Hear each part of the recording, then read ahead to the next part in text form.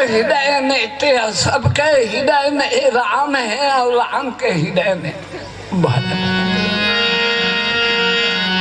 जगत भारत सभी से को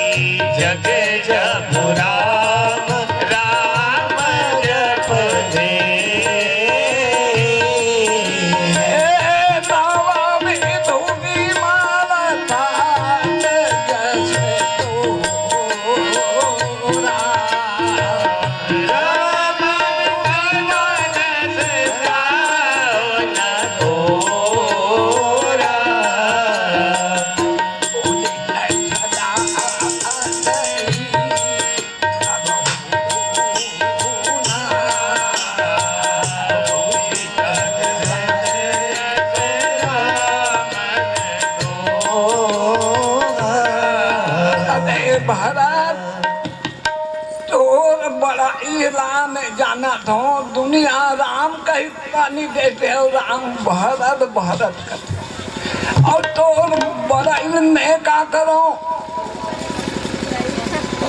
दुनिया पुण्य चंदन प्रणाम करते हैं और दूध के चंदन प्रणाम करते हैं, लेकिन नव विधु विमलता जस तोरा नवा चंदा बरोबर तोर बड़ाई है। कबू डूबे निकल उठी तो सदा ते ऐसे चंदास के हमेशा उड़े चलत उठी तो सदा अथई कब होना।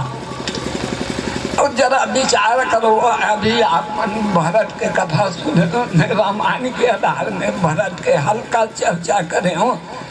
अब मैं छुट्टी मांगा थोड़े दिन थोड़ा सा कीर्तन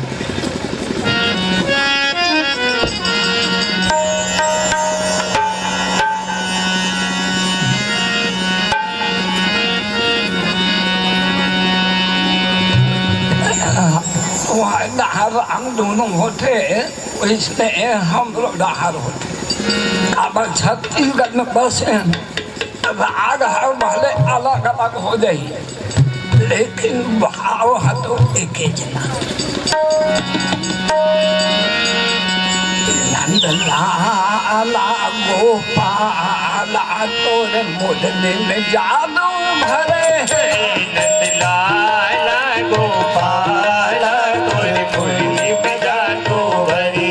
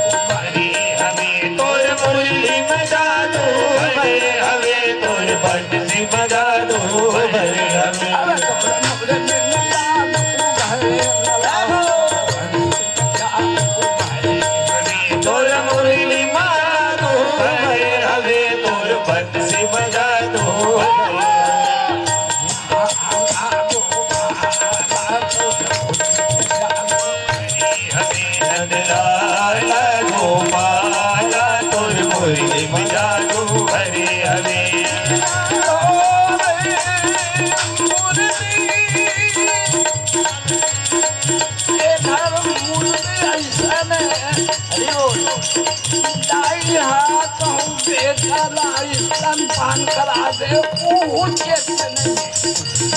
गाय गरु के बात छोड़ो ऐसा मुर्गी तोरे मुर्गी में जादू बहारे लाला तोरे बनी में जादू बहारे हो कन्हैया तोरे बंसी लाला गोपाला तोर मुरली में जादू भरे हरि नंदलाला गोपाला तोरी मुरली में जादू भरे हरि नंदलाला गोपाला तोरी मुरली में जादू भरे हरि राधा कृष्ण भगवान की जय हो। कबू कबू होते का परंपरा अच्छा चीज है। हमारे दहर कथा हो न भागवत के गाँव आले भाई मना रात सुरेश घूमे ऐसे गा गा के अब सुनता आगे अब जिंदगी भर तो ऐसे सेवा करत पहाड़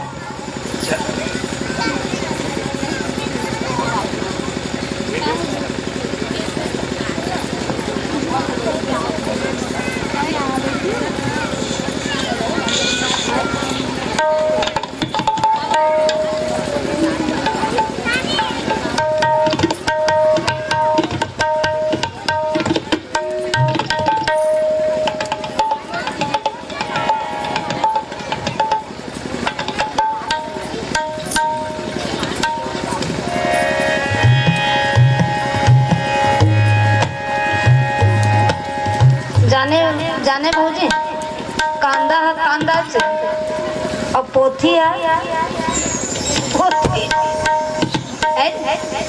लेकिन पोथी घलो मिठा थे भाई थोर हनी रहना तो पोथी कमल न मड़ा ल कांदा है मतलब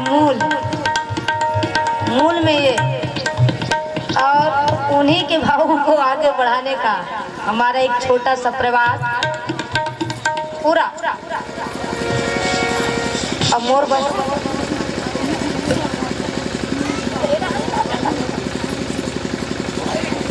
नहीं मैं हिसाब देख रहे ना एक ज्यादा बोला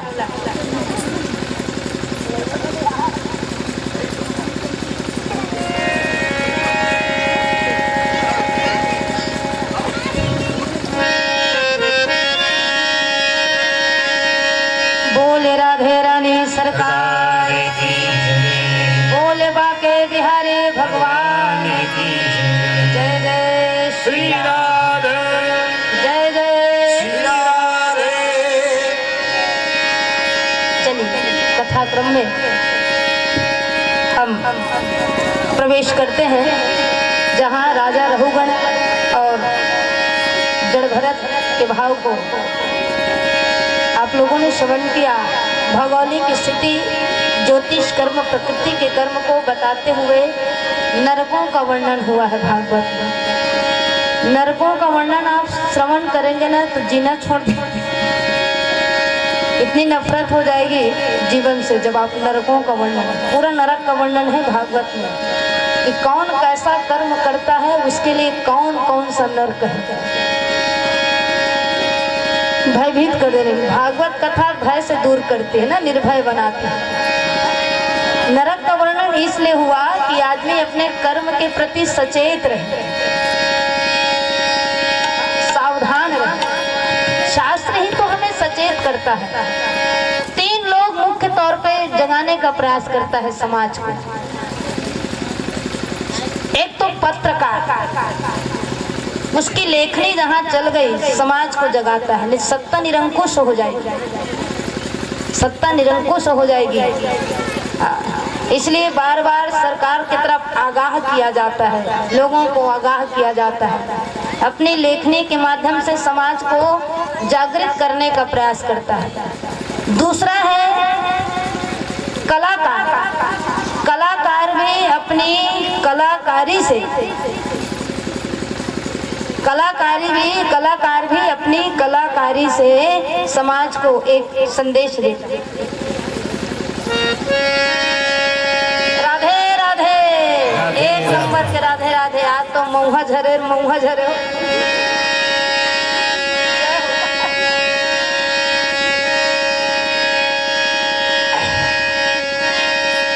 और तीसरा है कथाकार, कथाकार भी समाज को जगाने का प्रयास करता है। कथाकार अपनी वाणी से, और कथाकार काबड्डी जगाएगा, रोज घी चुपर चुपर के रोटी खाते थे निकही का। अब खाबो तक आबो खाथन, दूध खाथन और रंग रंग के, तो खाबो तो गाबो नहीं। तो भाई हमारा तो धर्म है, हमारा तो कर्तव्य है। तो कथाकार भी समाज को जगाने का प्रयास करता है।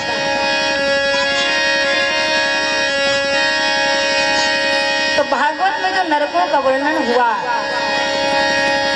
हम छठे स्कंद में पहुंचते हैं जहां परीक्षित ने कहा है, निवृत्ति मार्ग कथित यादो भगवता यथा कर्मयोगोपलब्धेन ब्रह्मणा यद संस्कृति ब्रह्मणा यद संस्कृति।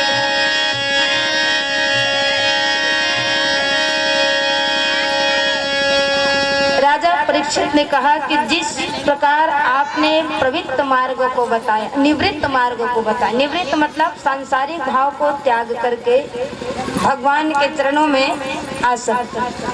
अब प्रवृत्त मार्गों को भी मुझे बतलाइए। संसार में रहते हुए भी जीव भगवत चरणों को प्राप्त कर लेता है। सुखदेव जी कहते हैं कि प्रवृत्त मार्ग ऐसा है कि जो जीव पाप करता है और प्रायश्चित नहीं करता उसको नरक की प्राप्ति होती है, लेकिन पाप करता है और पाप की प्रायश्चित कर लेता है तो उसके पाप उसी समय नष्ट हो जाते हैं और भगवत पद को प्राप्त हो जाता है। राजा परीक्षित को संदेह हुआ, फिर पाप पाप ही रहेगा, लोग पाप करेंगे और फिर अंतिम में प्रायश्चित कर लेगा, फिर वो भगवतगामी हो जाएगा। ऐसे कि गंगा में नहा ले, कहा फेर दो, कुकुर है, कुकुर के लिए कि कुकुर कहूँ गंगा नहा डारी पत्री कौन चाटी। तो यहाँ ये बातें आती है कि हाथ को बढ़िया धो ले, फिर उसके बाद मैल को चढ़ा ले, मैल को चढ़ा करके फिर धो ले, ये वही बात है। तो सुखदेव जी कहते हैं कि कर्मों के द्वारा ही कर्मों का नाश होता है, कर्मों के द्वारा कर्म के अनुरूप पुण्य की प्राप्ति होती है। मैं मौहा झरे के घर से थी कि हो सीताराम तेज का जान में तेज मोटा हल्ला देखा था, पाछू में एक से एक महारथी आग बैठा थे, जाने मैके वाले कमवार लग जाए हो, एकदम खुशी लग गए, मोरो ना सिर एकदम गर्व से बाढ़ गए।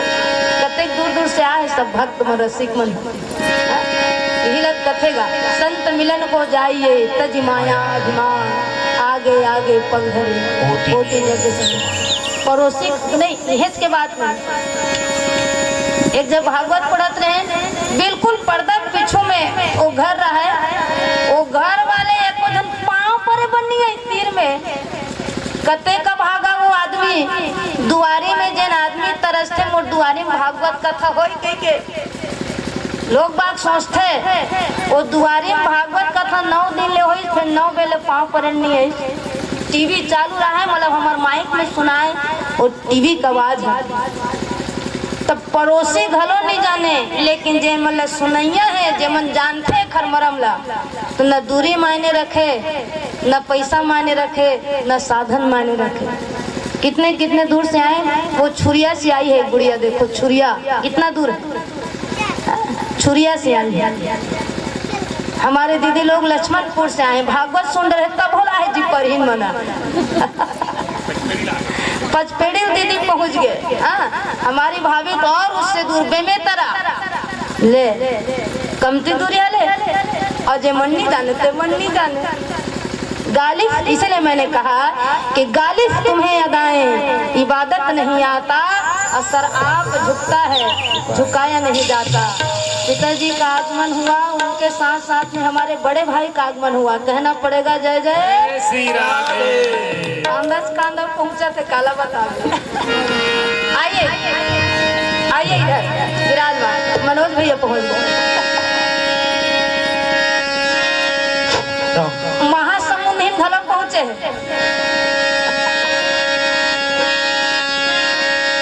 बोले शिवा के बिहारी भगवान की।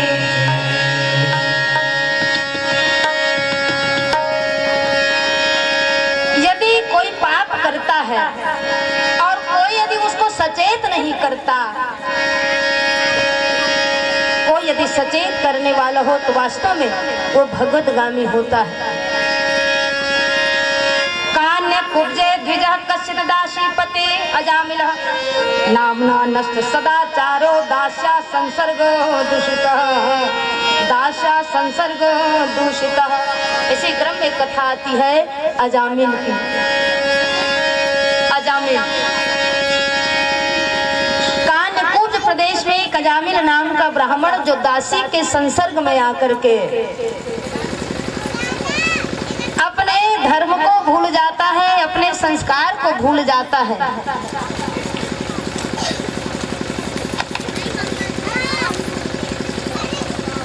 ये अजामिल दासी का पति होकर के उसके संसर्ग में आकर के सारे धर्म को ये नष्ट कर देता है भैया।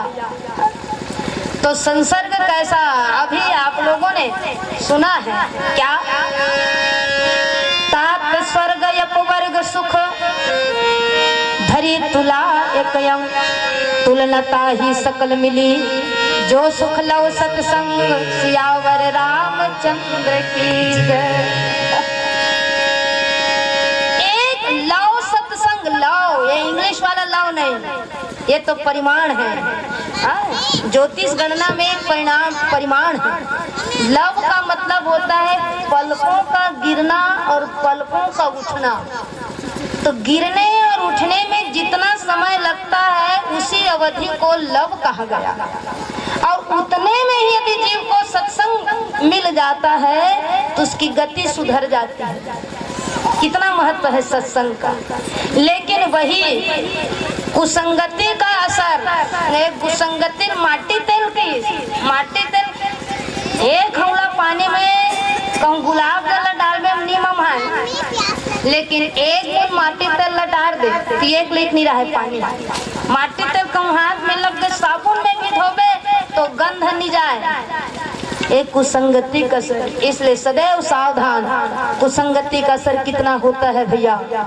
आज देखिए अजामिल जो है संसर्ग में आकर के अपने समस्त धर्मों को नष्ट कर देता है। जब 88 वर्ष का जब हुआ तो यमदूत आए हैं लेने के लिए, लेकिन यमदूत को देख करके भयभीत हो जाता है। अपने छोटे बेटे का नाम, जिसका नाम नारायण था, उसने नारायण को आवाज लगाई।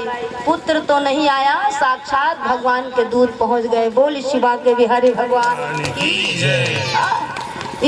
भगवान के दूत आ गए और ले जाने लगते हैं तो यमदूतों ने कहा कि भैया ये तो हमारे कैटेगरी में है, हमारे नेटवर्क में है। ये तुम कौन सी कंपनी से आ गए? कहाँ से आए हो? किधर से आए हो?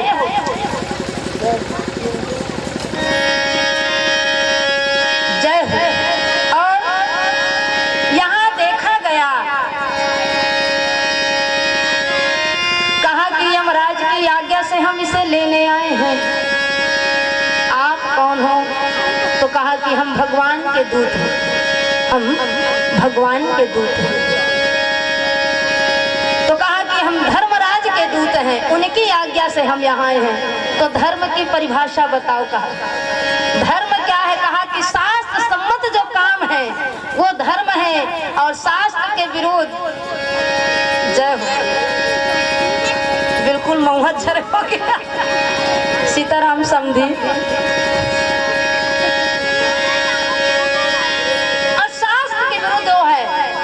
वो धर्म है। दोनों के बीच में संवाद होता है, और संवाद जब हुआ तो कहा कि ये भले नरकगामी होता, लेकिन नरकगामी कैसे हुआ? क्योंकि मरते समय इसने अब भगवान का नाम लिया है। तो कहा कि जाओ अपने मालिक से पूछ के आओ, धर्म की परिभाषा पूछ के आओ। तो यमदूत गए हैं, और यमदूत जाकर के कहने लगा कि महाराज जी आप बताइए, अजामिल के प्राण को हम लेने गए थे, लेकिन भगवान के दूत ने आकर के मना कर दिया। क्यों?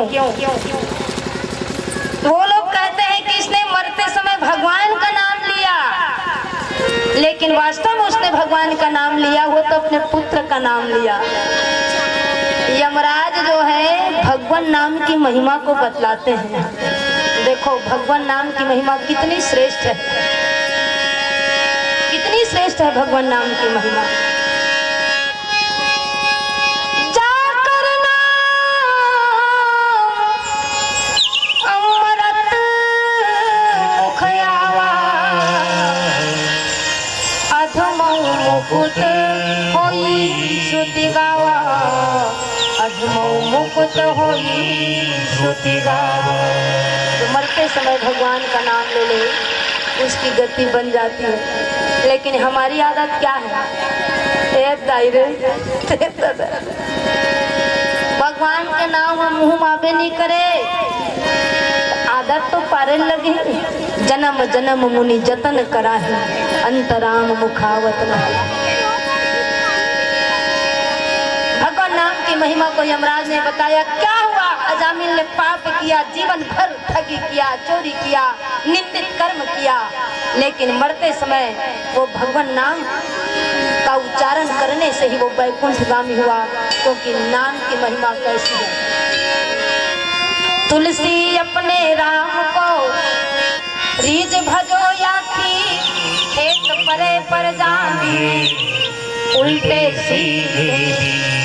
अब खेत में जो बीज बोते हैं वो हाथ से थोड़ी उगाया जाता है, धान लच्छी से नांगर चला दे, चाहे आड़ा हो चाहे तिरछा हो चाहे सोज हो, वो पौधा बन के तैयार होते नहीं हो इसी तरह होते नहीं। तो वैसने भगवान के नाम चाहे उल्टा ले चाहे सीधा ले, चाहे सूत के ले चाहे बैठ के ले, चाहे गा के ले चाहे रो के ले, उसकी महिमा कितनी श्रेष्ठ होती है। नाम की महिमा खाली नहीं जाएगी, ये हवा है अपना असर दिखलाएगी। आग छू लो भूल कर या जान कर, देह जलने से बच नहीं पाएगी। आगी लेका दिन कई बेर सीताराम तो एकदम मोहब्बत धरा था कि धन जरबे के। छू लो भूल कर या जान कर, देह जलने से बच नहीं पाएगी। अब खाइए औषधि किसी भी रोग का, देह को फायदा कुछ न कुछ जरूर पहुंचाएगी। तो राम नाम की महिमा कभी खाली नहीं जाएगी। तो प्यारे राम नाम की महिमा कैसी है जो अजामिल ने लिया मरते वक्त। भाव कुभाव अनक आलस, भाव कुभाव अनक आलस वो, भाव कुभाव अनक आलस वो, भाव कुभाव अनक आलस वो, भजन प्रभाव मंगल ऋषि दस हो, भजन प्रभाव मंगल दिश कर, भजन प्रभाव मंगल ऋषि दस हो।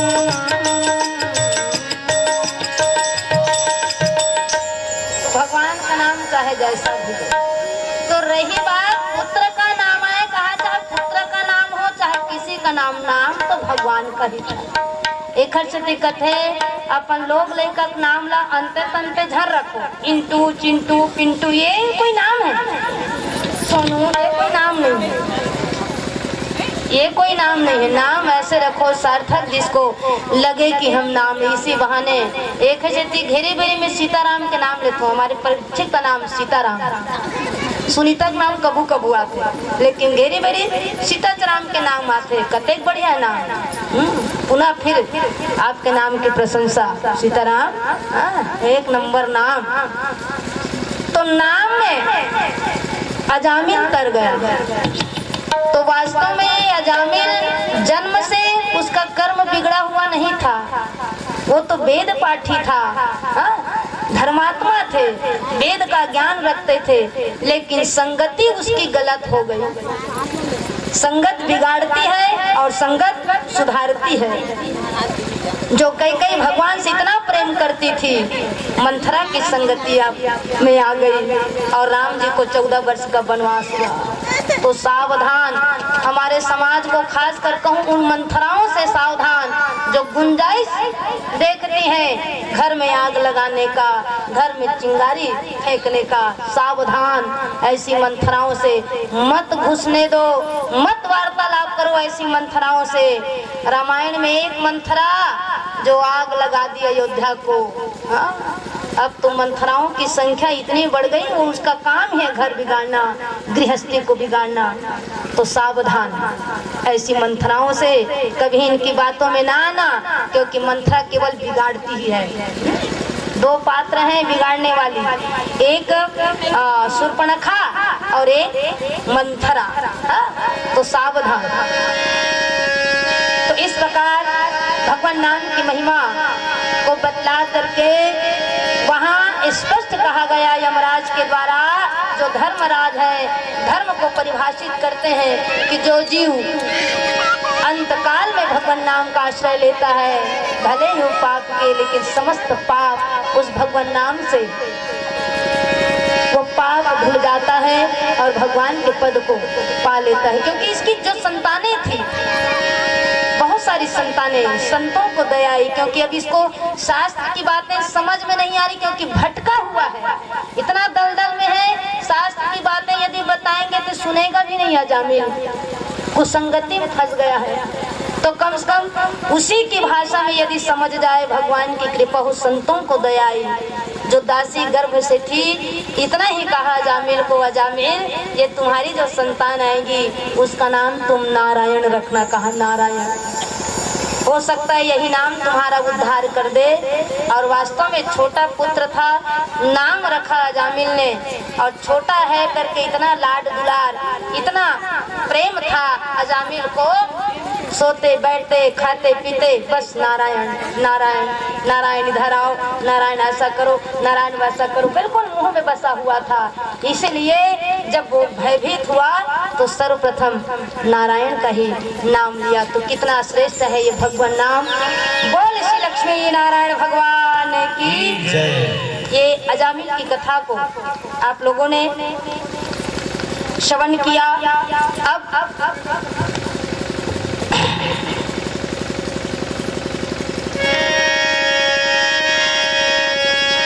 प्राचीन बरही के जो 10 पुत्र थे, तपस्या करके जब समुद्र से निकले, दक्ष की उत्पत्ति और दक्ष के द्वारा ही जब पुत्रों को जन्म दिया गया, 10,000 पुत्रों को, प्रजाओं की उत्पत्ति के लिए इन पुत्रों को आदेश दिया गया।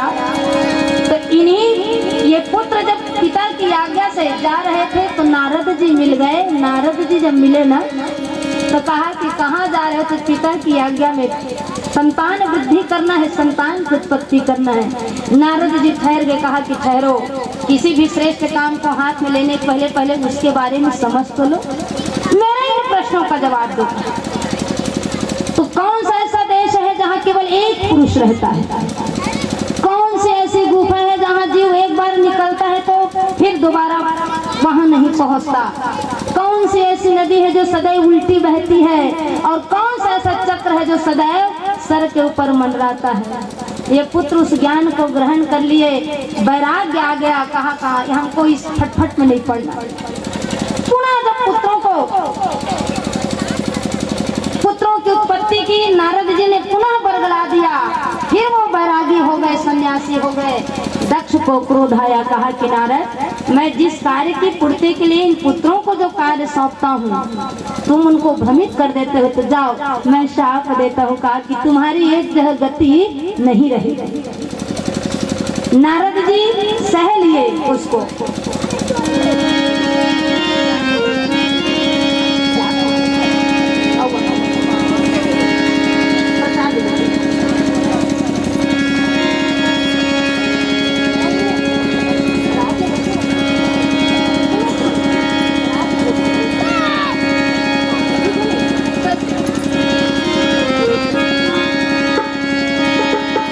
बोल शिवा के बिहारी भगवान की कहा कि तेरा शाप भी मुझे वरदान की तरह स्वीकार है। कहा संतों की दृष्टि में ना कोई वरदान ना कोई शाप। संत तो ऐसे हैं, सब मालिक का प्रसाद है। लेकिन मैं तुमको वरदान देता हूँ। शाप को ग्रहण किया और बदले में वरदान दिया, कहा कि इन पुत्रों से तुम्हारी सृष्टि संभव नहीं थी, तुम कन्याओं को जन्म देना, इन्हीं कन्याओं से सृष्टि क्रम जो है आगे बढ़े। तो राजा परीक्षित ने कहा कि ऐसा कौन सा प्रश्न था जिनके उत्तर को खोज करके इनके हृदय में संन्यास भाव आया, कौन सा ऐसा तथ्य इन्होंने जाना। तो सुखदेव जी ने बतलाया कि शरीर ही एक ऐसा देश है जिसमें आत्मा पुरुष रूप में रहता है और वही सत्य है, आत्मा ही सत्य है। कि आया समय बड़ा बेढंगा, आज आदमी बना लफंगा, छल और कपट के हाथों अपना बेच रहा है मौत, कि कितना बदल गया इंसान। इंसान ही उस धारा को बदल दिया। और सूरज न बदला, चांद न बदला, ना बदला रे आसमान, कि कितना बदल गया इंसान, कि कितना बदल गया इंसान। जो चीजें नहीं होनी चाहिए वो चीजें हमें दिखाई देती है। मतलब मनुष्य जो है उल्टी गंगा बहा रहा है, हा? और कहता है कि यही सत्य है, यही सही है। तो संसार रूपी नदी सदैव उल्टी बहती है और काल रूपी चक्र सदैव सर के ऊपर मंडराता रहता है। इस बात को ध्यान दो, जीवन बड़ी नहीं प्यारे, जीवन बड़ी छोटी है। कब काल की ठोकर लग जाए और कब यहाँ है और कहाँ चले जाएंगे इसका कोई भरोसा नहीं। न जाने कौन सा पल मौत की अमानत है, अंधेरी रात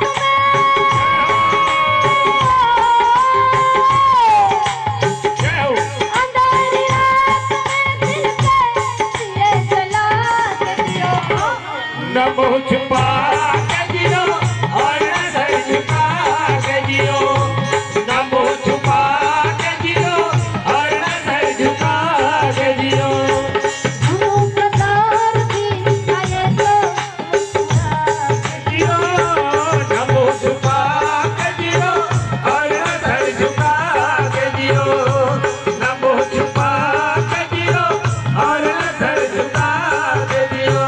प्रकार कहा गया कि काल की गति को समझिए, ना जाने कब टूट पड़ेगी माथे पे काल कुधारी। सुनो रे प्यारे भाई, प्रभु के भरोसे हमको गाड़ी। और यही तथ्य को जान करके ये पुत्र अपने हृदय में वैराग्य को धारण किया, क्योंकि सत्य यही है ना? परमार्थ परम तत्व को जान करके वो इस धर्म को अपनाया नहीं। तब दक्ष ने प्रजा के पुरुष से नहीं कन्याएं, इसलिए कन्या को सृष्टि का प्रकृति का रूप माना गया। पूरी प्रकृति है कन्या, स्त्री पूरी प्रकृति का स्वरूप है। और इन्हीं 60 कन्याओं में 27 कन्या को चंद्रमा को दी। धीरे से खिसक गए, कहा कि इनको राग रंग में मस्त होने दो। हा? गुरु का अपमान ना करो प्यारे। हा? गुरु कौन है? गुरु पद पंकज सेवा, तीसरी भक्ति अमान। लेकिन गुरु का अपमान कुछ नहीं कहे, अंडरग्राउंड हो गए गुरु बृहस्पति। अब खोजत रहा, जान इंद्र गुरु जी को कहा। अब कोई अनुष्ठान नहीं होते, कोई धार्मिक कार्य नहीं होते। तो देवताओं की प्रेरणा हुई, भगवान यज्ञ कर्म करे। एक बार यज्ञ के कर्म करत रहा है तो विश्व रूप है, सोचते यज्ञ करत हो तो देवता मतलब मिले थे। मोर मामा पारा दाना मन मामा परिवार, मोर मामा बेचारा मन काय बिगाड़े है, मामा मन लगलो मिले ये मया। तो यज्ञ के भाग ला दानो मन पाही तो गड़बड़ है नहीं, मन अत्याचार नहीं करी कहूँ। यज्ञ के भाग ला पाके पुष्ट हुई, ओखर बल बाढ़ी, ओखर पराक्रम बाढ़ी और देवता मन ला नाश करी।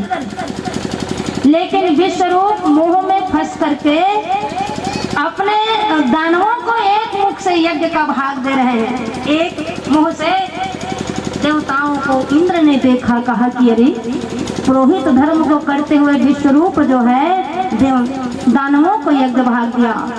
उठाया शस्त्र और सिर को काट दिया, सिर को काट दिया, तीनों सिर नीचे गिर गया।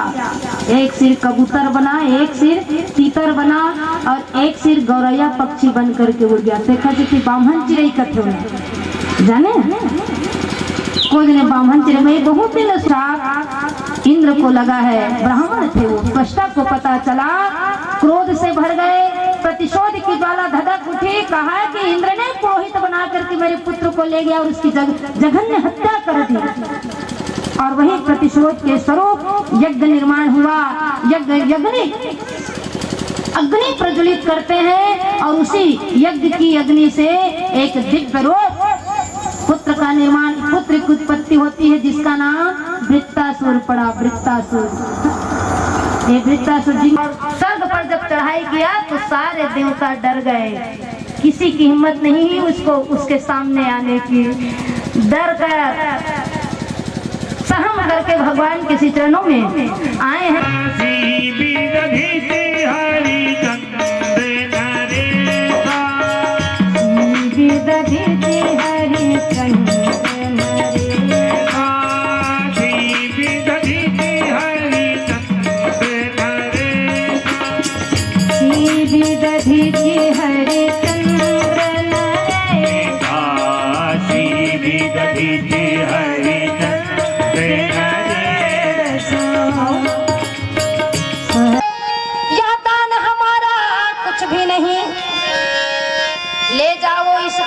पंजर को यह दान हमारा कुछ भी नहीं।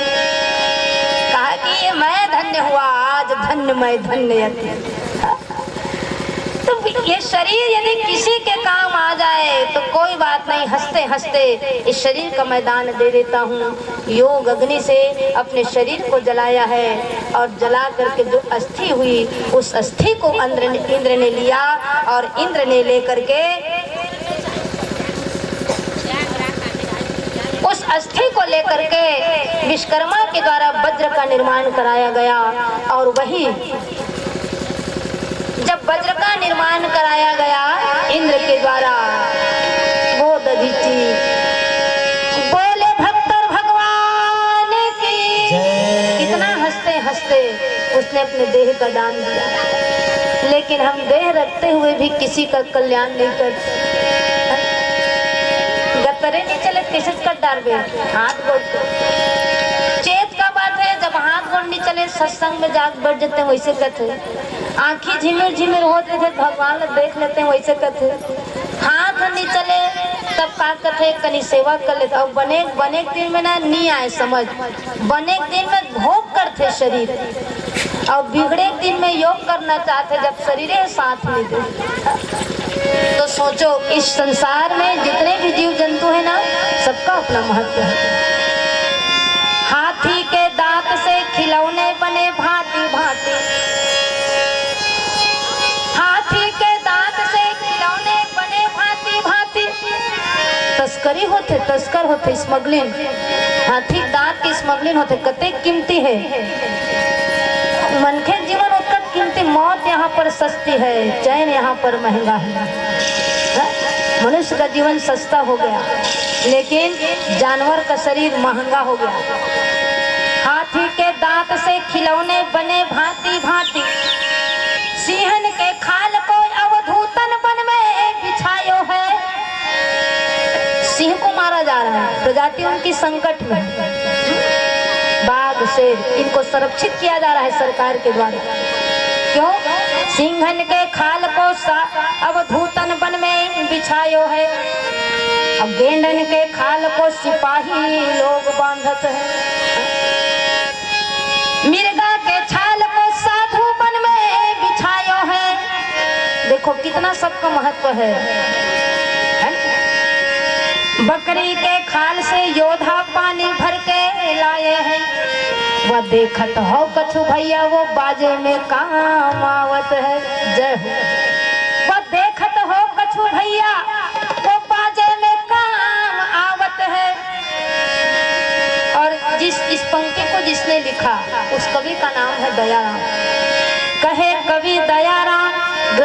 कर जाते हैं वो। कहा कि जितने सारे जीव जंतु कितना महत्व है इनका, लेकिन कहे कवि दयाराम श्री राम के भजन बिना ये मानुष के चाम कछु काम नहीं आवत है, ये मानुष के चाम कछु काम नहीं आवत है। तोर जिंदगी अधूरा है भैया हरि नाम के बिना। सीखो, सीख देती है भागवत की कथा। तोर जिंदगी अधूरा है भैया हरि नाम के, तोर जिंदगी अधूरा है भैया हरि नाम के बिना। जिंदगी अधूरा है भैया हरि नाम के बिना, अधूरा है भैया हरि नाम के बिना। माया में अर्जे हावन काबर पिया से हावन, माया में अर्जे हावस काबर पिया से हावस, माया में अर्जे हावन काबर पिया से हावन। माया में अर्जे हावस काबर पिया से हावस। जिनकी सुनना जैसे, जिनकी सुनना जैसे तलपी नहीं ना।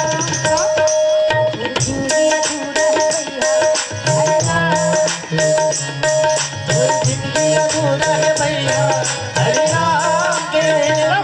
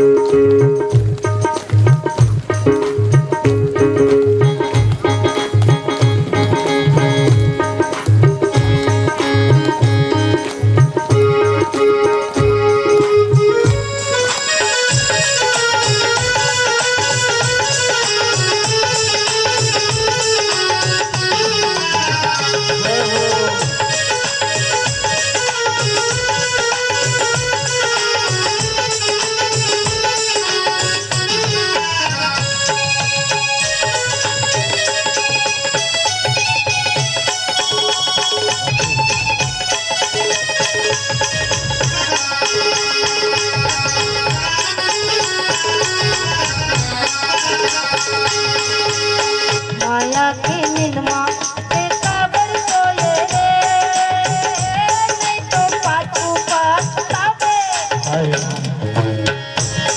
से काबर सोए रे, नहीं तो पाछू पछतावे। हाँ? माया के ते काबर सोए रे पाछू पछतावे।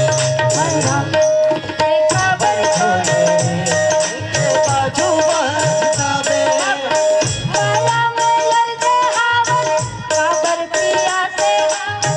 माया में अर्जे हावस काबर पिया से हावस। अर्जे हावस काबर पिया से हावस। जिंदगी है सुनना जैसे, जिंदगी है सुनना जैसे जल भी नहीं जाए। और जिंदगी अधूरा है भैया हरि नाम के बिना। और जिंदगी अधूरा है भैया हरि नाम के बिना।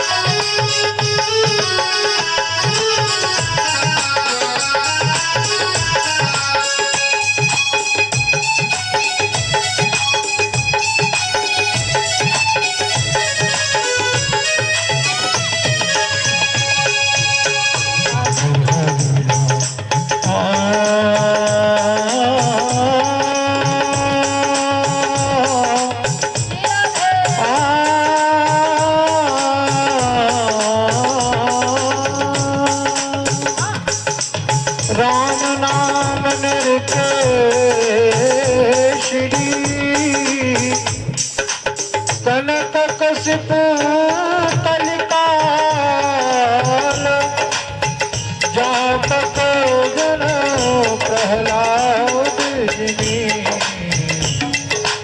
आलही गली खुलता हरना नहीं जने घरे भगवान के हरिया हरिया हृदय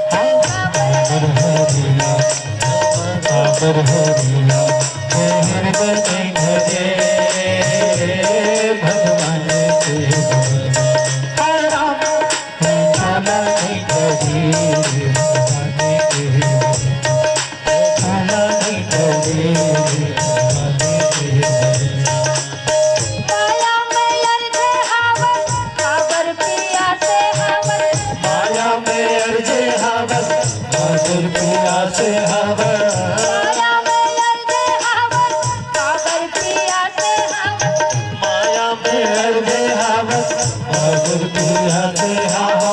जिनकी है सुनना कैसे जिनकी है सुनना कैसे बोलो बेगमीना और जिनकी अधूरे भैया हरि राम के बिना जिनकी अधूरे भैया प्रभु नाम के बिना देखो जैसे करते सीताराम क्या कर बताने सीताराम राम राम तालीशेरा मस्ती के साथ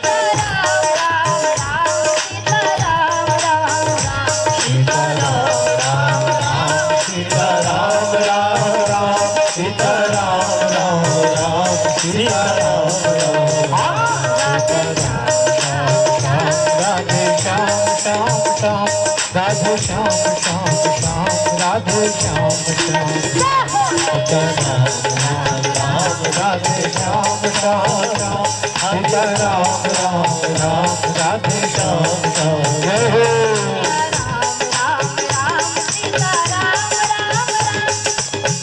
सुनीता को देखा जय हो जय हो जय हो राम राम राम सीता राम राम राधे श्याम सीता राम राम राम राधे श्याम श्याम श्याम सीता राम राम राम राधे श्याम श्याम सीता राधे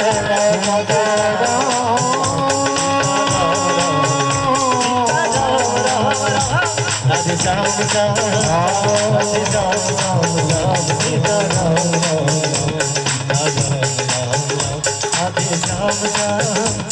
राधे श्याम श्याम राधे श्याम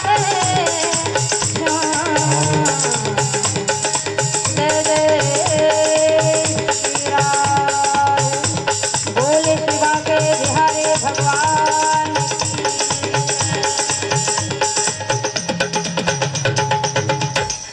अरे दादा ये कवच की क्या थे फिलहाल और इस प्रकार से संतों की करनी देखो संत बिटप सरिता गिरिधरनी ये सब परमार्थ के लिए थे पर उपकार वचन मन काया और संत सुभाय सहज खगराया। और इस प्रकार से उस वज्र से इंद्र ने वज्र का निर्माण कराया और हुंकार भरता है, दोनों की मुठभेड़ होती है वृत्तासुर और इंद्र की। कहा कि तेरी मौत मेरे हाथों बंधी है। इंद्र ने कहा, वृत्तासुर ने कहा कि मैं मौत से डरता नहीं। अरे जहाँ जीवन है वहाँ मृत्यु है, तो मैं डर करके नहीं आया, क्योंकि मरूंगा तो भी फायदा में रहूंगा, जीऊंगा भी तभी फायदा में रहूंगा। जीऊंगा मतलब तेरे को मार के जीऊंगा, और मर भी जाऊंगा तो ऐसी मौत किसी को नहीं मिलती, वीर गति को प्राप्त होऊंगा। लेकिन मृत्यु तेरी निश्चित है, क्योंकि मैं तुझे मारने के लिए ही बना। मृत्यु तो निश्चित है। और हुंकार भरते हुए निगल जाता है वज्र सहित इंद्र को। सब डर गए। जेखर से भूकरत रही देवता मन वज्र है हमार जगह के, वो लील डरी सिंध वृत्तासुर पेट न फाड़ के निकले इंद्र, और वहीं पर वृत्तासुर का वध हुआ है। पुनः ब्रह्म शाप लगा, विजय तो मिली है। देवता जय जयकार करते हैं, बोल शिवा के बिहारी भगवान की। विजय हासिल हुई, लेकिन उसका पाप उसको दौड़ा रहा है। ब्रह्म हत्या का पाप जो लगा है इंद्र को, मानसरोवर में जाकर के कमल के नाल में छुप करके बैठ जाता है। इंद्र पद खाली हुआ तो नहुष को, धर्मात्मा राजा थे, इनको इंद्र पद दिया गया, लेकिन इंद्राणी के ऊपर कुदृष्टि डालता है। कहा कि इंद्र भाग गया है, नहीं आएगा, अब मैं इंद्र, इसलिए तुम मेरी इंद्राणी बनो। पतिव्रता स्त्री इंद्राणी अपने सतीत्व की रक्षा के लिए गुहार लगाती है गुरुदेव को, क्या पति होते तो मेरा इस तरह से अपमान नहुष नहीं करता, क्योंकि कामांध हो गया पद को पा करके। और सतीत्व की रक्षा के लिए गुरु महाराज ने उपाय बताया कि नहुष कामांध हो गया, उसका पतन निश्चित है। इसलिए सप्तऋषियों से पालकी ढुलवा करके लाने के लिए कहोगे, उसी में उसका पतन होगा। सप्तऋषियों के द्वारा पालकी ढुलवाई गई और इसको इतनी जल्दी थी इंद्राणी के पास, क्योंकि शर्त रखी थी तुम उसमें बैठ करके आओगे तो मैं तुमसे विवाह करूंगी। ओड़े मारता है ऋषियों के माथे पर पड़ा, कहा कि मूर्ख कहीं का, हम ऋषि होते हुए तो तेरी पालकी ढुला रहे हैं और सर्प सर्प कह रहा है। सर्प सर्प का मतलब होता है संस्कृत में जल्दी चलो, शीघ्र चलो। कहा कि जा तू सर्प हो जा। बढ़िया काम से उसको प्रमोशन मिला था, लेकिन अपने ही कर्म से उसका डिमोशन हो गया, पतन हो गया। अहंकार वासना जो है व्यक्ति को नीचे गिरा देती है। दुर्वासना जो है व्यक्तित्व का नाश कर देती है। जिस व्यक्तित्व के कारण वो शिखर तक पहुंचता है, लेकिन एक दाग, एक कलंक जो है, एक दुर्भावना जो है, उसको पतन करा देती है। उत्थान और पतन। और जब इंद्र पद खाली हुआ, इंद्र को बुलाया गया और यज्ञ करने की चेष्टा से कहा तुम्हारे समस्त पाप दूर हो जाएंगे। इन्हीं ब्रह्म हत्या के शाप को 4 भागों में इंद्र ने बांटा है। एक धरती को दिया, एक वृक्ष को दिया, एक जल को दिया और एक स्त्री के हिस्से में आया और अभिषिक्त हुआ। इंद्र इधर राजा परीक्षित ने पूछा कि जो वृत्तासुर दानव था और ज्ञान की बड़ी बड़ी बातें कर रहा था, दानवीय वृत्ति के कारण वो ज्ञान कहाँ से आया, नीति की बातें, धर्म की बातें कहाँ आई? तो सुखदेव जी ने बताया कि वृत्तासुर पूर्व जन्म का चित्रकेतु नाम का राजा था। इसकी 1 करोड़ रानी थी। माने लगी ना, है कि कहूँ तभे जानू कथल, 1 करोड़ रानी, संतान नहीं थी। महात्मा अंगिरा ने अपनी कृपा से एक फल दिया तो बड़ी रानी को खिलाया और इतना कह दिया कि संतान प्राप्त होगी तुम्हें, लेकिन जितना सुख देगा उतना दुख देगा ये संतान। कहा स्वीकार है, जब सुख को ग्रहण करूंगा तो दुख को भी मैं स्वीकार कर लूंगा। बड़ी रानी से एक पुत्र का जन्म हुआ। अब तो राजा का प्रेम बड़ी रानी के ऊपर, उस बच्चे के ऊपर बाकी रानियां ईर्ष्या करने लगती है कि जब से बालक आया है तब से बड़ी रानी को ज्यादा स्नेह देते हैं राजा, उस बच्चे को ज्यादा स्नेह देते, हमको समय नहीं देते। ईर्ष्या होने लगी। तब क्या करे कि राजा हमारे रहे, उस बालक को बुला करके गोदी में ले करके जहर दे देती हैं बाकी रानियां। कहा कि न रहेगी बांस न बजेगी बांस। यही बच्चा जो है जो हमको हमारे राजा से दूर कर दिया और पालने में सुला दिया। रानी सोई है समझती है, लेकिन जब बहुत देर बाद भी बालक नहीं उठा तब देखती है कि झाग से भरा पड़ा उसका मुंह, समझ नहीं पाती, रोती है, चित्कार लगाती है। राजा रानी दोनों छाती पीट पीट करके रोते हैं। अंगिरा आए हैं समझाएं कि मैंने तो पहले ही कहा था राजन, ये बालक जितना तुमको दुख देगा उतना ही तुमको सुख देगा, उतना ही तुमको दुख देगा। तो जिस प्रकार तुमने सुख को स्वीकार किया, इस दुख को भी स्वीकार करो। लेकिन दुख में ज्ञान की बातें समझ में नहीं आती, दुख में ज्ञान की बातें समझ में नहीं आती। अंगिरा जी आ गए, नारद जी आ गए, समझाने लगे। नहीं समझे तो उस जीवात्मा से कहा कि बताओ अपने पिता को।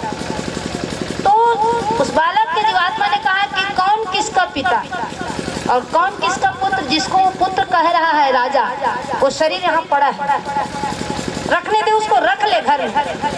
लेकिन जीवात्मा आत्मा न किसी का पिता होता है, न किसी का माता होता है, न किसी का पुत्र होता है। ये चित्रकेतु को ज्ञान दिया। नारद के उपदेश चित्रकेतु को भगवान संकर्षण का दर्शन हुआ है। ज्ञानोपदेश पाकर के चित्रकेतु एक बार कैलाश के ऊपर से विमान से जा रहे थे। माता पार्वती और भोलेनाथ को देखा। उनकी जो मुद्राएं थी, है ना, पार्वती भगवान भोलेनाथ के सर को रखी थी, उनके कांधे पर। ऋषियों की सभा लगी थी। चित्रकेतु की दृष्टि गई, कहा कि अरे ये कैसे भगवान, इनको देवता कहते, इनको मर्यादा नहीं है। कहा ऋषियों की सभा लगी। भगवान मुस्कुरा गए, लेकिन पार्वती कथे बेटा अभी अभी तो ज्ञान लपा का हंस रहे, लेकिन ज्ञान के उपयोग नहीं करत है, समझ नहीं सकत है। कोई मेरी आंखों से देखे तो समझे कि तुम मेरे क्या हो। दादा भले कह दिले जान देते कि लेकिन मैं दाई हूँ। लड़का के शरीर में कहूँ फोरा हो गए और डॉक्टर जब लिखे तो डॉक्टर का कहते कहीं चीरा भर लगाए लगी। दाई जाना थे चीरा करी तकलीफ हो ही लड़का, लेकिन स्वीकार भी करते चीरा नहीं लगी घाव ठीक नहीं होगी। दाई जानदार थे, डॉक्टर साहब चीरा लगा दे, पट्टी लगा दे, वो एक तकलीफ में सही जाऊँ, लेकिन बाकी आगू तकलीफ हुई तेल नहीं सहन सकता। ये माँ पार्वती ने कहा कि चित्रकेतु ज्ञान को पाकर के भी तेरी निशाचरी वृत्ति बनी हुई, इसलिए जा तू निशाचर हो जा। वही चित्रकेतु वृत्तासुर बन करके आया है। वृत्तासुर का शरीर धारण किया, लेकिन ज्ञान उसके पास था। ये पूर्व जन्म की कथा को बतलाया। और यहीं पर दीति और अदिति की संतानों की चर्चा आई है। राजा परीक्षित को सुखदेव जी बतला रहे हैं कि दीति की संतानें राक्षस हुए और अदिति की संतानें देवता। तो जो एक जन्म में हिरण्याक्ष और हिरण्यकश्यप जन्म हुआ था दीति के गर्भ से। हिरण्याक्ष मारा गया। दीति पुनः प्रयास करती है कि अब मैं ऐसे पुत्र को जन्म दूं जो मेरे पुत्रों को निर्भय कर दे। एक पुत्र तो देवता छल कपट करके मार दिए। तो कश्यप ने जाना कि ये पुनः जिस पुत्र की कामना करती विनाश के लिए करती है, विनाश करने के लिए पुत्र की कामना कर रही है। लेकिन जो श्रेष्ठ जन होते हैं वो विनाश के लिए नहीं, विकास की बात सोचते हैं, उन्नति की बात सोचते हैं, प्रगति की बात सोचते हैं। तो ऐसा कठिन व्रत बताया है जिसको पुंसवन व्रत कहा गया, जो कठिन व्रत 1 साल में इसको पूर्ण करना है। दीति तैयार हो जाती है क्योंकि कामना उसकी प्रबल है। कठिन व्रत, और एक पल भी यदि व्रत भंग हो जाए तो वो फल उसको मिलने वाला नहीं। दीति उस व्रत को धारण करती। इंद्र घबरा जाता है, कहीं दीति के गर्भ से कहीं ऐसा दुष्ट बालक जन्म ले लिया तो हमारे लिए खतरा है, वो आतंक ही मचाएगा। तो इंद्र चेष्टा करता है कि इसके व्रत को कैसे भंग किया जाए। तो जा करके दीति से कहता है कि माँ आप दुश्मनी छोड़ दो, तो मेरी छोटी माँ और इतना कठिन व्रत कर रही हो तो मैं भी तुम्हारी सेवा करना चाहता हूँ। दीति समझ नहीं पाती। सेवा तो कर रहा है इंद्र, लेकिन वो गुंजाइश देख रहा है कि कब इस व्रत भंग हो और कब इसका गर्भ में नष्ट कर। एक बार काम करते हुए थक जाती है तो इंद्र पैर को दबाते हैं, दबा रहे हैं दीति के पैर को। जब दबाया तो नींद आ जाती है दीति को, नींद आ जाती है, वहीं सो जाती है जमीन में। तो देखा उसके पैर धुले हुए नहीं थे। वो तो एक जान पाँव धोना चाहिए, कथे कर जैसे नियम है ना, ये बिल्कुल दिनचर्या है। बिना पैर धोए सो गई दीति, मतलब व्रत भंग हुआ, नियम का पालन नहीं हुआ। तुरंत गर्भ के भीतर प्रवेश कर गए इंद्र, और जो गर्भ था उसको 7 टुकड़े किए। कहा कि भैया हम तो भी जन्म ही नहीं लिए, क्यों मारना चाहते हो? रो रहे हैं। इंद्र ने कहा मत रो। फिर वो 7 टुकड़े के 7 टुकड़े और कर दिए इंद्र। दीति को पता चल गया कि इंद्र ने मुझसे छल किया है, मेरे गर्भ को नष्ट किया। तुरंत बाहर निकला इंद्र, कहीं दीति मुझे शाप ना दे। कहा कि भैया शाप ना दूं। भले इनके मैंने 49 टुकड़े कर दिए, लेकिन अब ये राक्षस नहीं होंगे। मैं वादा करता हूँ इनको मैं अपना भाई बनाऊंगा। मतलब देवता समाज में लाल नूत मतलब सब संभल ले। यही 49 टुकड़े 49 मरुदगण हुए। बोल श्री हनुमान जी महाराज की जय। और एक 49 मरुद कब चले? जब लंका जली तब। लंका जली तब ये 49 मरुद चले, और 49 मरुद कल चलेंगे जब भगवान का जब जन्म होगा। तो पूरी प्रकृति जो है स्वागत में उमड़ पड़ती है। ये दीति और अदिति की संतानों की उत्पत्ति। और जब हिरण्यकश्यप को पता चलता है कि एक भाई मारा गया और दूसरा जन्म देने वाली मेरी माँ, तो इंद्र ने छल कपट करके उसको अपने में मिला लिया। तो इनको मजा चखाना है। माँ को सांत्वना देता है हिरण्यकश्यप, कहा कि माँ तुम चिंता न करो, मैं कठोर तपस्या करके इन देवताओं से जो स्वर्ग को छीन लूंगा। इन्होंने मेरे भाई को मारा, जन्म होने नहीं दिया, मैं इनसे प्रतिशोध लूंगा, इनकी सत्ता को मैं नेस्त नाबूद कर दूंगा। और कठिन तपस्या करने के लिए हिरण्यकश्यप चला गया है। इनकी पत्नी कयाधु जो गर्भ से थी, इंद्र को पता लगता है कि एक हिरण्यकश्यप अब आताताई मचाएगा, और आताताई इससे हम त्रस्त होंगे और दूसरे पुत्र को भी जन्म देना चाहती, कहीं दूसरा हिरण्यकश्यप को जन्म दे दे तो क्या भाव। वरदान को पा करके देवताओं के अस्तित्व को मिटाना चाह रहा हिरण्यकश्यप। कठिन तपस्या, कठोर तपस्या, एक पैर में खड़ा हुआ, अन्न जल को त्याग दिया हिरण्यकश्यप। ब्रह्मा जी आए हैं, और ब्रह्मा जी जब आए तो कहा कि वरदान मांगो। कहा कि मैं अमर होना चाहता हूँ। कहा इस संसार में जिसने जन्म लिया उसकी मृत्यु निश्चित है। अमरता का वरदान तुम्हें नहीं दे सकता, लेकिन मृत्यु से उसको जीतना है हिरण्यकश्यप को। तो वो कहता है कि ना ऊपर मरूं, ना नीचे मरूं, ना अर्श से मरूं, न सस से मरूं, न भीतर मरूं, न बाहर मरूं, न नर से मरूं, न पशु से मरूं। और तो और 12 महीने में एक भी महीने में मेरी मृत्यु न का एवं मस्त। हिरण्यकश्यप वरदान को पा करके और बलि बन गया, पराक्रमी बन गया। कहा कि ये देवता सबसे बड़े शत्रु तो वो विष्णु है। जितनी उसकी मूर्तियां थी सारी मूर्तियों को तुड़वा करके अहम ब्रह्मास्मि, अब मैं भगवान हूँ इस दुनिया का, लोग मेरी पूजा करेंगे, मेरी आराधना करेंगे, ऐसा उत्पात मचाने लगता है। उस आदमी को सरकलम कर देता है जो विष्णु का नाम लेने वाला हो। तो अति सर्वत्र वर्जे जाने कर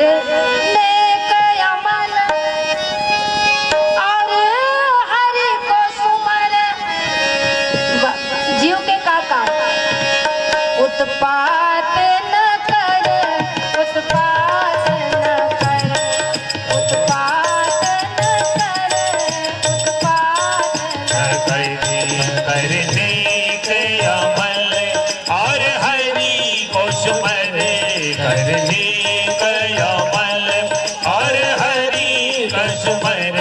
उत्पात न कर, उत्पात न कर, उत्पात न कर, उत्पात न कर। ये अहंकार है भैया हिरण्यकश्यप, ये अभिमान है। ना सोता है ना सोने देता है। अभिमान सदैव जागृत अवस्था में रहता है। शरीर भले सो जाए लेकिन अहंकार सदैव जागता रहता है। लोगों को त्रासित करता है, लोगों को प्रताड़ित करता है। इसने कहा ये जीवन तुम्हें अनमोल मिला, ये जीवन तुम्हें अनमोल मिला, ये जीवन तुम्हें अनमोल मिला, ये जीवन तुम्हें अनमोल मिला।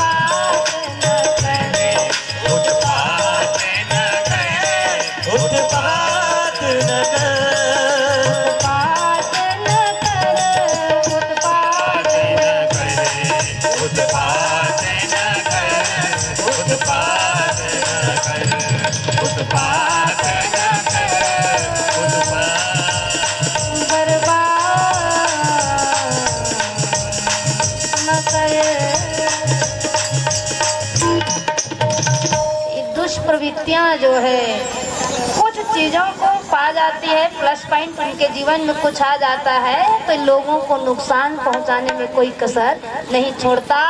कयाधु को पकड़ करके ले जा रहा है इंद्र कयाधु के हाथ को पकड़ के ले जा रहा है। नारद जी ने देखा कि ऊंच निवास नीच करतूती, इंद्र तुम देवता कहलाते लेकिन तुम्हारा कृत्य कैसा है? एक पराई स्त्री के हाथ को पकड़ कर किस तरह से ले जाना, ये कैसी मर्यादा, कैसा तुम्हारा धर्म है? आप नहीं जानते महात्मन, कयाधु से मुझे कोई बैर नहीं, इसके गर्भ में जो बच्चा पल रहा है उससे मुझे बैर है, क्योंकि एक हिरण्यकश्यप वरदान मांग के आया है और कहीं ये भी इसके गर्भ से दूसरा कहीं हिरण्यकश्यप पैदा हो जाए तो हमारा अस्तित्व तो संकट में पड़ जाएगा। नारद जी ने कहा कि किसने कह दिया कि इसके गर्भ में दूसरा हिरण्यकश्यप आएगा? नादान इंद्र, गलत काम ये कर रहे हो, तुमको पता है इसके गर्भ में तो भगवान का परम भक्त पल रहा है, इसके गर्भ में भगवान का परम भक्त पल रहा है, छोड़ दो इसे। इंद्र भयभीत हो गया। वो तरक पैदाई वाले मन इसने करते जो पूर्वाग्रह से ग्रसित होते हैं, वो ना जाने क्या क्या सोच लेते हैं, बनते काम को बिगाड़ देते हैं। भयभीत जीव इंद्र जब सुना कि कयाधु के गर्भ में भगवान का परम भक्त पल रहा है, वही छोड़ दिया। नारद जी अपने संरक्षण में लाए हैं कयाधु को। और देखो कितना बढ़िया भाव, राक्षस की बीवी गर्भ जिनका ठहर गर्भवती है, संत की दृष्टि कैसी है? संत की दृष्टि में सारे बराबर। फूल जब हाथ में धरो, फूल भेद नहीं करे के डेरी हाथ है जेवनी हाथ है ना। फूल जब हथेली में रखो ना तो फूल के काम है खुशबू देना, वो भेद नहीं करता, वो दोनों हाथों को खुशबू देगा। वैसे ही संत होते हैं, उनमें भेद नहीं। अपने ही संरक्षण में कयाधु को रखा और कितना बढ़िया सत्संग उस कयाधु को पड़ा है। मैं कबू कबू छठी रामायण होते नहीं जाल धरो, छठी रामायण जाता रामायण पढ़थन, हमरो मंडली चलते है ना।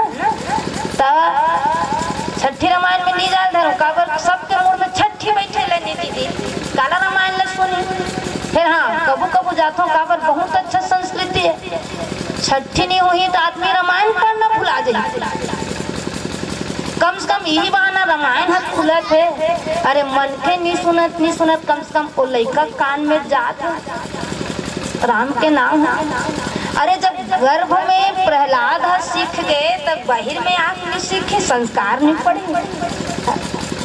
इसलिए कहते हैं कि जो गर्भवती स्त्रियां रहती है उनको तो अच्छा विचार अपने हृदय में लाना चाहिए, अच्छा चिंतन करिए, अच्छी चीज़ों को देखें, अच्छी चीज़ों को सोचें, अच्छा व्यवहार करें, अपने लिए नहीं उस गर्भस्थ शिशु के लिए, क्योंकि तुम्हारा विचार उस शिशु के लिए बेहतर संस्कार देने में श्रेष्ठ रहेगा। हाँ अब काय बेड रेस्ट हो गए, अब बेड रेस्ट के चक्कर में भाई डॉक्टर भी ऐसा नहीं कहता है ना, बेड रेस्ट इसलिए कि भारी काम ना करें, लेकिन इतना बेड रेस्ट है कि कुर्सी में बैठ के गोल न लमा के और टी टेबल में कतको चीज आगे खा डाली छेरिएसन पगड़ा के। और जब का आदमी की उम्र नहीं है तब का तो चैनल हो गए, टीवी चैनल, क्यों जितने भाई 500-600 चैनल है टीवी में, उसका उम्र है आदमी के, और हाथ में रिमोट, बगल में खाए के प्लेट, वो कौन नहीं कद का सन खा डालना, बोला काय के बेड रेस्ट। सावधान है ना, क्योंकि समय बदल गया है, सावधानी भी होनी चाहिए। लेकिन खासकर हमारी गर्भवती माताओं को बिल्कुल इस बात का ध्यान देना चाहिए कि हम किसके लिए जिए।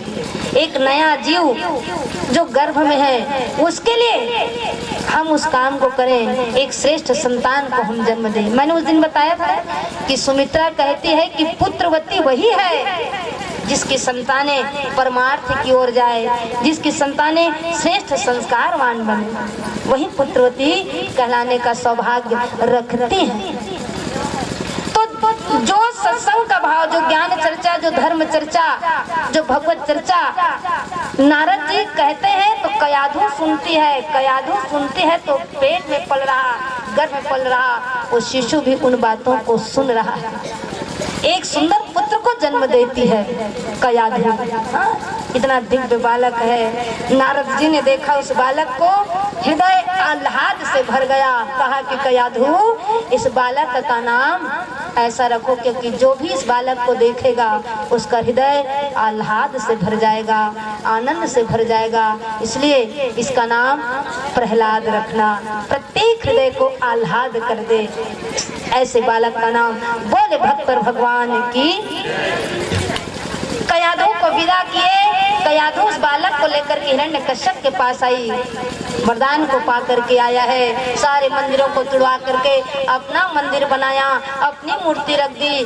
कोई भी भगवान का नाम लेने वाला ना हो, क्योंकि अपने वर्चस्व का झंडा गाड़ना है उसको।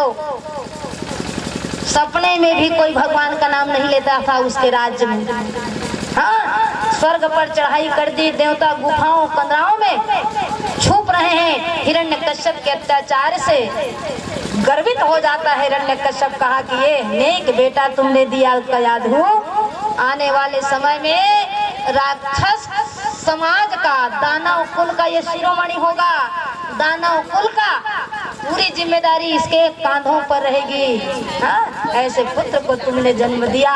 पीठ को थपथपाया, सीने से लगाया प्रहलाद को। प्रहलाद जब बड़ा होता है और जब पढ़ने लिखने की बारी आई है तो गुरुजी को बुलाया, नियुक्त कर दिया गया। लेकिन ये क्या, मंगलाचरण जब होता है तो हाँ हिरण्यकश्यप की जय जयकार होती है। लेकिन जय जयकार किसकी सुनी है? प्रहलाद ने किसकी जय जयकार सुनी है? जय जय नारायण नारायण हरे हरि, जय नारायण नारायण हरि हरि, नारायण नारायण हरि हरि। जय नारायण नारायण हरि हरि। एक नारायण का नाम उसने सुना और जय जयकार होती है केवल नारायण की, केवल भगवान की।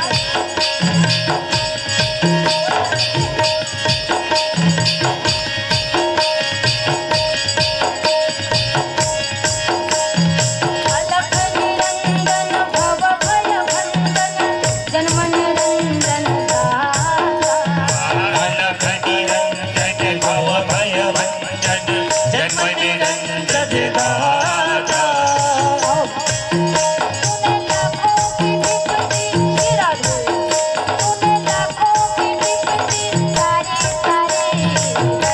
हरि, तूने लाखों की विपत्ति तारी तारी।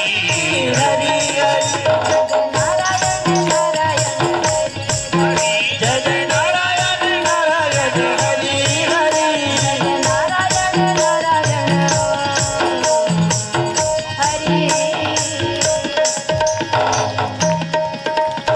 भगवान के स्वरूप को प्रहलाद गर्भ के भीतर ही जान गया था। तो वो कहता है कि गुरुजी मंगलाचरण में या कुंदेन्द्र तुषार हार धवला, मंगलम भगवान विष्णु मंगलम गरुड़ध्वजा। ये हमने सुना है, मंगलम भगवान विष्णु मंगलम गरुड़ध्वजा, मंगलम पुंडरीकाक्षाय मंगलाय तनोहरि। ये मंगलाचरण में हमने सुना, लेकिन ये मंगलाचरण हमने आज तक नहीं सुना कि मंगलम हिरण्यकश्यप, मंगलम भगवान हिरण्यकश्यप हरि। तो कहा कि मैं नहीं मानता कि मेरे पिताजी भगवान है, क्योंकि भगवान के स्वरूप को मैं जान गया। गुरुजी मन कहते हैं हमर नौकरी छोड़वा देवे का प्रहलाद की, हमार बात ला मानवे नहीं करत है। तो चुप बैठे प्रहलाद। बच्चे पढ़ रहे हैं, अ अनार गए, वो तो खर अल्फाबेट अलग हो गए, वर्णमाला अलग हो गए, पेजे में पूरा हिरण्यकश्यप ही याद। लेकिन भैया समझो, चीजें दिल से होती है ना। कोई जबरदस्ती धर्म मान के कुछ काम लग करवाही तो नहीं हो, है ना। भीतर से कोई काम होते एकदम मन से करते काम लग। जबरदस्ती को लोग कही देवे ना तो मन ढेरा छसा रही काम है ना। बिगाड़ी था हमारा भी धमतरी गए यहाँ एक दिन पहले, मतलब 21 तारीख वहाँ बहुत अच्छा दिव्य राम कथा महोत्सव हुआ धमतरी में, तो वहाँ हम समय दिया गया था तो हम लोग गए थे राम कथा में। तो विंध्यवासिनी मंदिर है ना, वहाँ बगल में मैदान है, वहाँ हुआ बढ़िया। लेकिन जो ठहरने आराम करने की जो जगह थी वो दूसरी जगह थी। तो जिस आदमी को रखा गया था उसने हमें दूसरी जगह बता दिया। भैया पूरा घाटी मुंडी हो गया, धमतरी है, वो मिलबे नहीं करी जगह। तब फोन कर तो कहते ना, अरे भैया रामायण दूसरा जगह था यार, 2 किलोमीटर में भात खाए के रखे जगह हमने नहीं खाना है दादा भात आ 2 किलोमीटर आते थे भात खाबो तो हमारे पेड़ा हो जाता। कहा कि बहन जी मुश्किल से 4 फरलांग में ही वो जगह है और कहाँ आप उधर चले गए। मैं कह भैया जब तुम व्यवस्थापक जब रखे हो ती की से जाओ ना, हाँ मन के सोच जाना कि चौक के ओ पार है कि चौक के ओ पार का कई ठन चौक नहा के 3 किलोमीटर में, तो 3 किलोमीटर धमतरी घूम रहे तो बहुत अकन घूम रहे नहीं। तब फिर वापिस आए, लेकिन भात नहीं खवाइस ना, काला खवाई भात बेरा हो गए। तब भूखे पेट भजन नहीं होता था, लेकिन 1 नंबर के भजन हो सुंदर कांड मिला था हनुमान ते ही पर सकत। और जब चली सीताराम भैया 1 नंबर के सुंदर कांड की कथा। जिमी यमो घरपति करवाना ही भांति चले हनुमान। अब भूखे रहे देखा टाए टाए बोले 1 नंबर। और जेन लग कह रही नहीं तो 2 बात हम कही दे गद्दीश में कहें भाई जेन लग जिम्मेदारी मिले रही से तो वो मंढेरा नहीं होगा, वो सौंपे रही से और सौंपे रही देखा से वो चलता फिरता काम डारा मारे कस करिस काम ला। तो जिम्मेदारियां जो है दिल से होती है। जैसे हमारे यादव भैया 1 नंबर काम कर रहे हैं वीडियो शूटिंग, बेचारा डरे नहीं है ले कैसे यादव जी। हाँ तू मन भले घेरे बेरे हाथ हो जात हो, लेकिन मजाल वो इधर घुस जाए 1 नंबर के काम है यादव जी। भले अपन कैमरा रख दे, चलो ठीक है बढ़िया, ले ले ले चल चल बैठन दे बैठन दे। दूध भात है दूध भात चलिए।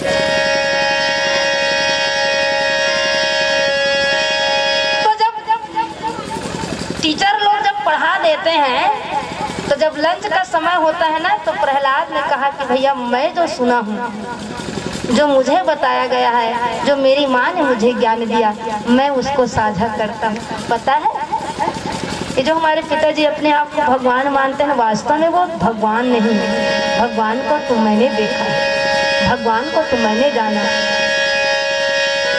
तेरी कमरिया पे मन मोरा अटका, तेरी कमरिया पे मन मोरा अटका।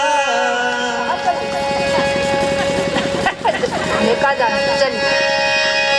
नव कंज लोचन कंज मुख कर कंज पद कंजाल। मैंने भगवान के स्वरूप को जाना है, भगवान के विग्रह को जाना। कंदर्प अगणित अमित छवि नवनील नीरद सुंदर पट पीत मानहु तड़ित रुचि सुचि नवमी जनक सुदावर भजनीन बंधु दिनेश दानव दैत्य मैंने स्वरूप को देखा, इतने सुंदर है, इतने प्यारे हैं। मैं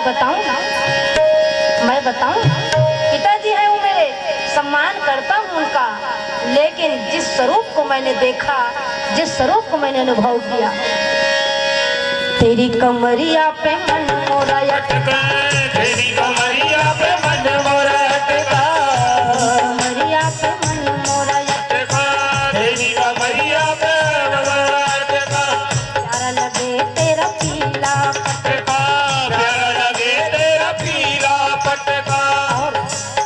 तेरे लट घुंघराने का जय हो। तेरे लट घुंघराने का इतना ना करियो श्रृंगार। नजर तो है लग जाएगी प्यारे, नजर तो है लग जाएगी। मेरे बागे बिहारी ना, मेरे बागे बिहारी ना, रंगिया रंगिया सही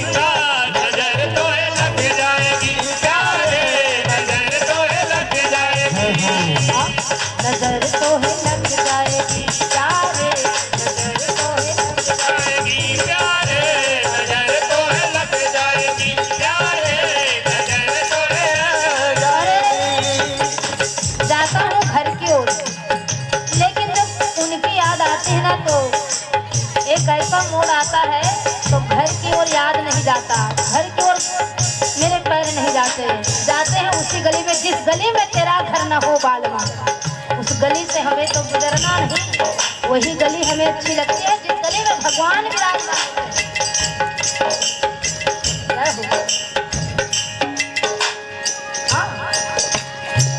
तेरी कमरिया पे मन मोरा अटका, तेरी कमरिया पे मन मोरा अटका, तेरी सूरतिया पे मन मोरा अटका, तेरी सूरतिया पे